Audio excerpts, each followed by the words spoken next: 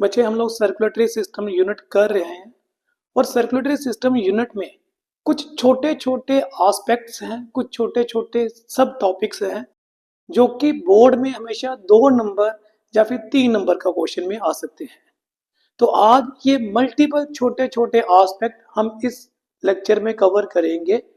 तो चलिए शुरू करते हैं बिना किसी टाइम को वेस्ट किए हुए। तो सबसे पहला जो टॉपिक है दैट इज हार्ट रेट। अब हार्ट रेट क्या होता है? जैसे कि हम जानते हैं कि हमारे हार्ट की इनहेरेंट टेंडेंसी है कि उसमें पेसमेकर होता है और वो सेल्फ एक्साइटेशन करता है। तो हमारा हार्ट जो है वो सिस्टोल और डायसिस्टोल दोनों करता है, मतलब कॉन्ट्रैक्शन एंड रिलैक्सेशन। तो 1 मिनट में कितनी बार हमारा हार्ट बीट करता है, कितनी बार वो कॉन्ट्रैक्शन और रिलैक्सेशन करता है, उसे हम लोग हार्ट रेट कहते हैं। On an average human being में हम कहते हैं कि हमारा जो हार्ट है वो 72 टाइम बीट करता है पर मिनट, राइट। तो इट डजंट मीन कि ये 72 टाइम ही बीट करता है, कईयों में 70 हो सकता है, 74 हो सकता है। It is always on an average. ये जो हार्ट रेट है ये हमेशा इनवर्सली प्रोपोर्शनल करता है to the size of the organism. तो heart rate is inversely proportional to the size। जितना बड़ा साइज होगा उतना ही हार्ट रेट कम हो जाएगा और जितना छोटा साइज होगा किसी ऑर्गेनिज्म में उसका हार्ट रेट उतना ही ज्यादा होगा। फॉर एग्जाम्पल ह्यूमन के केस में अगर हम लोग एडल्ट की बात करेंगे तो वो 72 टाइम बीट करता है। बट अगर आप रैबिट की बात करो या छोटे बच्चे की बात करो तो उसमें जो हार्ट रेट है, जैसे रैबिट है वहां 200 टाइम हो जाता है, जो बच्चा है वो 110, 120, 130 पर मिनट के हिसाब से भी बीट कर जाता है। सो अगर आप ये सोचते हो कि एलिफेंट जो है उसकी हार्ट रेट हमसे ज्यादा होगी तो वो गलत है, क्योंकि एलिफेंट का साइज हमसे काफी गुना बड़ा है। सो उसका हार्ट रेट हमसे काफी गुना कम होगा। इसी तरीके से जो वेल है उसका हार्ट रेट और भी ज्यादा कम है, 8 से 10 या 14 टाइम होगा। बट ऐसा क्यों? बेसिकली क्या होता है कि हार्ट रेट डिपेंड करता है मेटाबॉलिक रेट के ऊपर। जिसका जितना ज्यादा एक्टिव मेटाबॉलिक रेट होगा उसकी हार्ट रेट भी उतनी ही ज्यादा होगी। सो बच्चों में मेटाबॉलिक रेट ज्यादा होता है तो उनकी हार्ट रेट ज्यादा होती है। छोटे ऑर्गेनिज्म में मेटाबॉलिक रेट ज्यादा होता है तो उनकी हार्ट रेट भी ज्यादा होती है। बट जैसे जैसे साइज बढ़ता जाता है तो मेटाबॉलिक रेट डिक्रीज करता जाता है। So greater the metabolic rate greater will be the heart rate. इसका मतलब जो मेटाबॉलिक रेट है,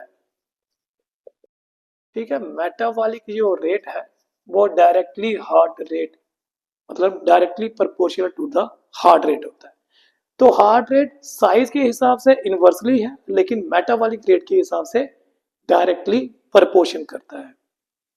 फिर दूसरा टॉपिक आता है कार्डिक आउटपुट, जिसे हम लोग हार्ट आउटपुट भी कहते हैं।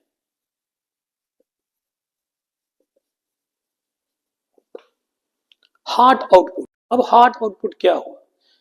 देखिए हमारा हार्ट जितनी बार भी सिस्टोल करता है, ठीक, जिसे हम कॉन्ट्रैक्शन कहते हैं, इतनी बारी क्या करता है, ब्लड को पंप आउट करता है टू द ब्लड वेसल, ताकि बॉडी को ब्लड की सप्लाई की जा सके, ऑक्सीजन वगैरह दी जा सके, फूड दिया जा सके। अब कार्डिक आउटपुट का मतलब ही यही है कि ब्लड को पंप किया गया है, कितना ब्लड पंप किया गया है। बट अब यहां पे एक ट्रिक है। कार्डिक आउटपुट में हम लोग राइट वेंट्रिकल की बात नहीं करते। It is the amount of the blood, amount of blood जो कि पंप आउट किया जाता है by left ventricle. So cardiac output या हार्ट आउटपुट में क्या होता है, amount of the blood that is pumped out by left ventricle into the systemic aorta, उसे हम कार्डिक आउटपुट कहते हैं। राइट की बात इसलिए नहीं करते क्योंकि वो सीधा लंग्स को दिया जाता है वहां से एक्सचेंज ऑफ गैसेस के लिए। तो लेफ्ट वाला ही है जो पूरी बॉडी को ब्लड सप्लाई करता है। That is by amount of the blood pumped out by the left ventricle. याद रखिएगा, ये जो लेफ्ट वेंट्रिकल वर्ड है ये बड़ा इंपॉर्टेंट है। अब एक बार जब वेंट्रिकल कॉन्ट्रैक्ट करता है तो वो अप्रोक्सीमेटली 70 ml ब्लड को पंप करता है। और अभी हमने पढ़ा हमारा जो हार्ट है वो 72 टाइम बीट करता है, तो इसका मतलब ये 72 टाइम इसे पंप आउट करेगा, जो कि बन जाता है अप्रोक्सीमेटली 5 लीटर। तो अप्रोक्सीमेटली 5 लीटर ब्लड जो है लेफ्ट वेंट्रिकल पंप्ड आउट करता है इनटू द सिस्टमिक एओर्टा। कितना? 5 लीटर। और ह्यूमन बीइंग में on an average 70 KG weight में जो टोटल ब्लड होता है वो होता है 6.8 लीटर।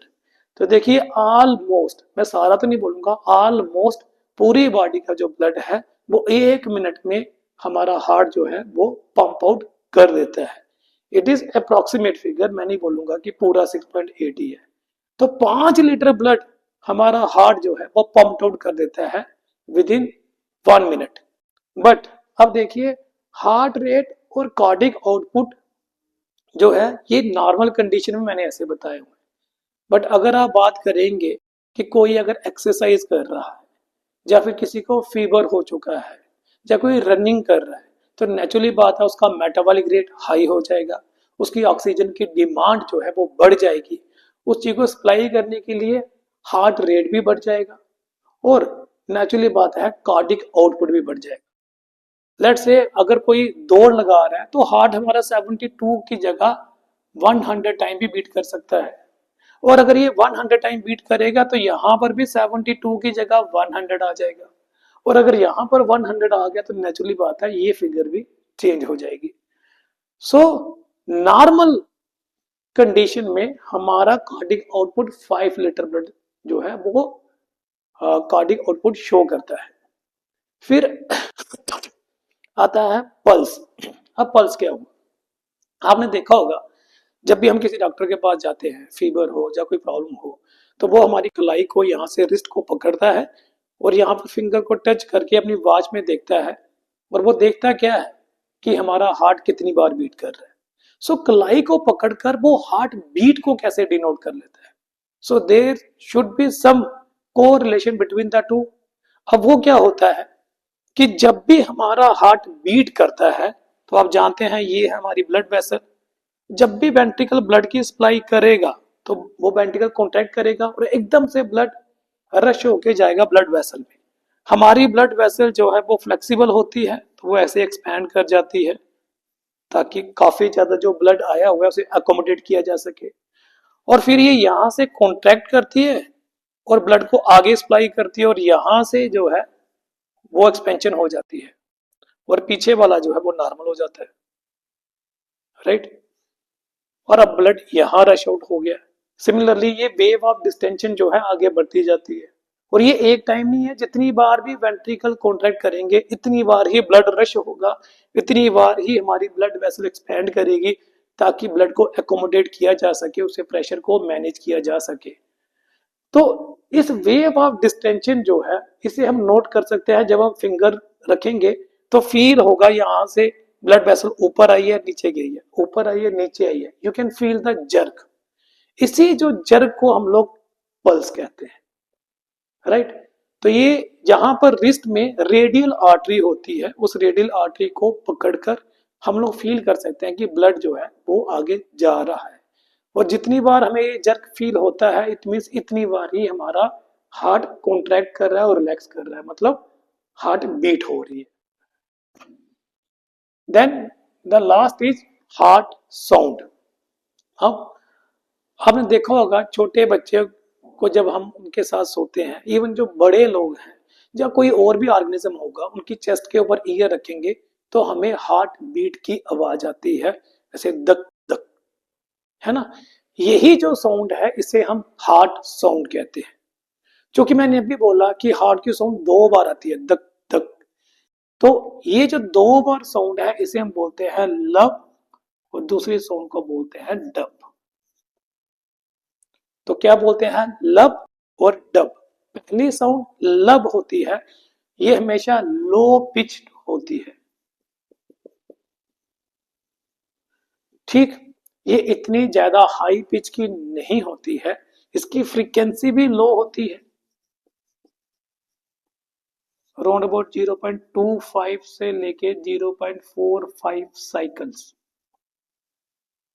और ये लॉन्गर ड्यूरेशन के लिए होती है। ड्यूरेशन इसकी लॉन्गर है 0.15 सेकेंड। लेकिन ये साउंड प्रोड्यूस क्यों होती है?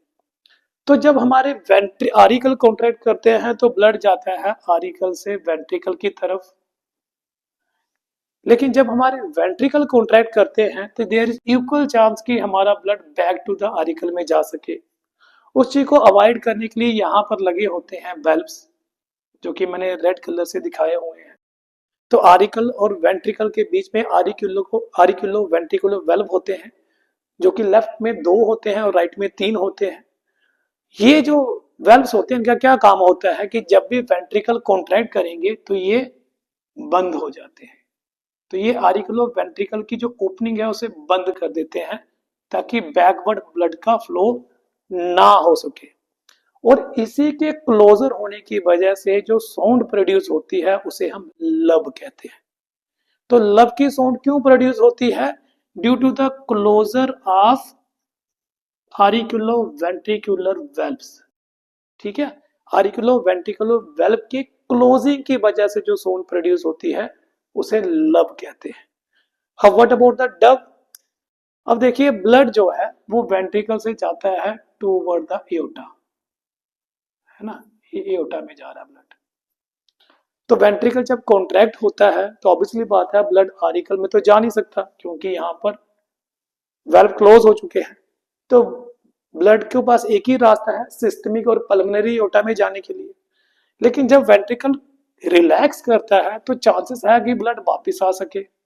उस चीज को ओवरकम करने के लिए क्या होता है कि ये जो एओर्टा है इनके बेस के ऊपर भी वेल्व होते हैं, जो मैंने रेड कलर से यहाँ पर दिखाए हैं, और इनको हम सेमी ल्यूनर वेल्व कहते हैं। तो जब वेंट्रिकल रिलैक्स करते हैं तो इनके जो वेल्व है ये क्लोज हो जाते हैं, और जब ये क्लोज होते हैं तो ब्लड वापस नहीं आ सकता, सिर्फ आगे ही जा सकता है। और इनके क्लोज होने से जो साउंड प्रोड्यूस होती है उसे हम डब कहते हैं। तो लब की साउंड प्रोड्यूस हुई आरिकुलो वेंट्रिकुलर वेल्व के बंद होने से, लेकिन डब की जो साउंड प्रोड्यूस हुई वो सेमी ल्यूनर वेल्व के बंद होने की वजह से है। और डब की साउंड हमेशा हाई पिच्ड होती है।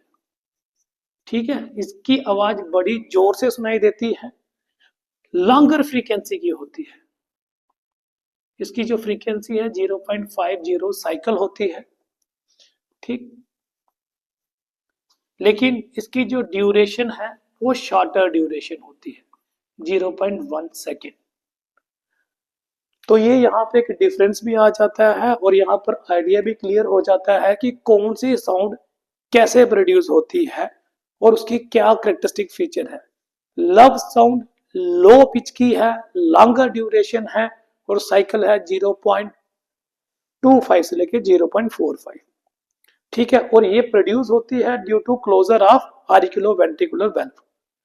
डब की साउंड हाई पिच होती है, शॉर्टर ड्यूरेशन के लिए होती है, इसकी फ्रीक्वेंसी लॉन्गर होती है, और ये प्रोड्यूस होता है due to closure of semi lunar valve.